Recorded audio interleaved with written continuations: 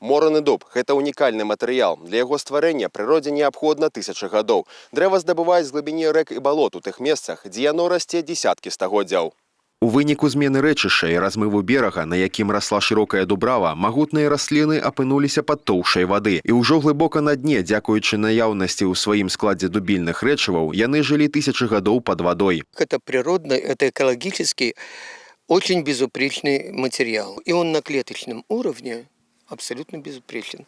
У него огромный культурно-исторический потенциал. Имеет огромную цветовую гамму. В нем сочетаются цвета всех видов ценнейшей древесины. И в то же время нет ни одного ствола одинакового материала. Полностью нет. Калі нарыхтоўка звычайнай драўніны, будь гэта ігліца, бяроза або бакаут, звычайны аперацыйны працэс, то ў выпадку з натуральным мораным дубам працэс складаны, працаёмкі і кваліфікуецца як здабыча прыроднага рэсурсу. Дрэва трэба на дне падрыхтаваць да ўздыму. Затым, выкарыстоўваючы сур'ёзную тэхніку або механізмы, падняць шматтонную здабычу, прытым вага дуба можа дасягаць 20 тонн. Наперадзе самае цяжкае катаванне, захаванне і якасная сушка. Мораны дуб – ідэальны выбар для розных галін прамысловасці, будаўніцтва або мастацтва. Віктор Расолаў не па чутках ведае, што такое працаваць з дрэвам, таму што калісьці сам навучаў будучых майстроў гэтага рамяства.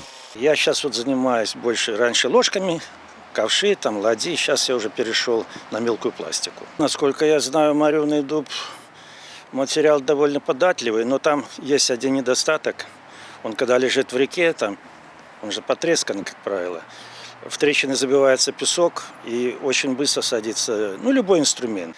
Но бывают куски цельные, там он довольно податливый материал. Режется во всех направлениях, пластичный, полируется хорошо. Гомельская вобласць з яе балотамі і шматлікімі рэкамі багатая на гэты вельмі далікатны матэрыял, але праца з магутным дрэвам патрабуе павышанай павагі і не трывае некваліфікаванага падыходу, які можа прывесці да вельмі адчувальных фінансавых страт. Михаил Синицын, Валерий Гапанько, телерадиокомпания «Гомель».